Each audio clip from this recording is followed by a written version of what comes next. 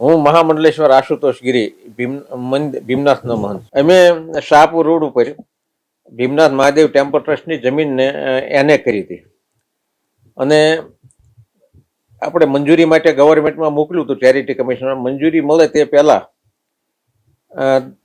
પંચાયતે જે તે વખતે આવાસના મકાન પ્લોટ આપી દીધા અને ગ્રાન્ટ પણ આપી દીધી છે.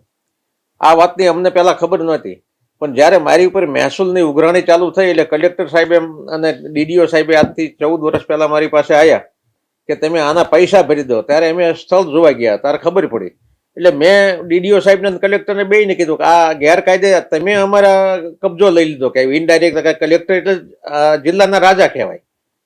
એટલે ત્યારથી આ પ્રશ્ન છે અને વારંવાર આપણે સરકારી ઓથોરિટીમાં રજૂઆત કરી છે, પણ કોઈ જવાબ નથી. એને બદલે વધારે મકાનો ગેરકાયદે થતા ગયા છે અને એના અમારી ટ્રસ્ટની જમીનમાં સતત દબાણ છે. સરકારી વિભાગમાં જાણ કરી છે અમે. હું ત્યાં સ્થળ ઉપર જઈને લોકોને અપીલ કરી હતી. મેં અપીલ કરી, એમાં 2-3 જણાએ ગાળાગાળી કરી, એટલે એમની ઉપર મેં લેન્ડ ગ્રેબિંગના કેસ પણ કર્યા છે. અને વત્તા નવી વાત એ જાણવા મળી કે અમને શાહપુર પોલારપુર રોડનું વળતર મળ્યું છે, પણ વળતર અમને રોડનું અને રોડની 2 બાજુના 5-5 ફૂટનું મળ્યું છે. એ સિવાયની જગ્યા પીડબ્લ્યુડીની પડતર અમારામાં હતી. પીડબ્લ્યુડીએ ત્યાં બોર્ડ મારી દીધું, અમે કાર્યવાહી કરી એટલે કે આ જગ્યા પીડબ્લ્યુડીની છે એમ કરીને. એ કિંમતી જમીન છે, તદ્દન હાઈવે ઉપર આવેલી છે. તંત્ર દ્વારા શું કહેવામાં આવી રહ્યું છે? તંત્ર દ્વારા કોઈ જવાબ નથી મળતો. મેં ગ્રામ પંચાયતમાં રજૂઆત કરી, તાલુકા પંચાયતમાં રજૂઆત, કોઈ રેકોર્ડ ઉપલબ્ધ નથી. તાલુકા પંચાયતમાં કોઈ સહકાર આપતા નથી. એ કે અમે અમારી પાસે કોઈ રેકોર્ડ જ નથી, કેવી રીતે કયા વખતમાં કોણે આ મફત પ્લોટ આપ્યા ઇન્દિરા આવાસના, કઈ રેકોર્ડ છે જ નહીં એવું એ લોકો કહે છે. શું માંગ શું બાપુ, શું કરવું જોઈએ? અમારી માંગ છે કે અમને વળતર મળવું જોઈએ. ભૂપતભાઈ વાણભાઈ ખાંભલિયા, પોલારપુર.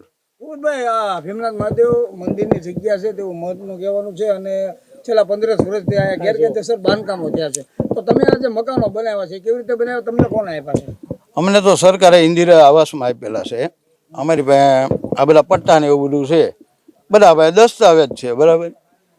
તો હવે આ બધું ખોટું છે ને, તો આ ગવર્મેન્ટે અમને ઇન્દિરા આવાસમાં મંજૂર કરીને અમને બનાવી દીધા, તો એ ગવર્મેન્ટ ખોટી કે ભાઈ આવડા ખોટા કયો તમે, બરાબર. અમને તો ગવર્મેન્ટે આપ્યું છે, બરાબર, કારણ કે અમે આજે તો કોઈ બનાવ્યા નથી. આ 2008માં અમને મંજૂર કરી દીધા, 8-9માં, બરાબર.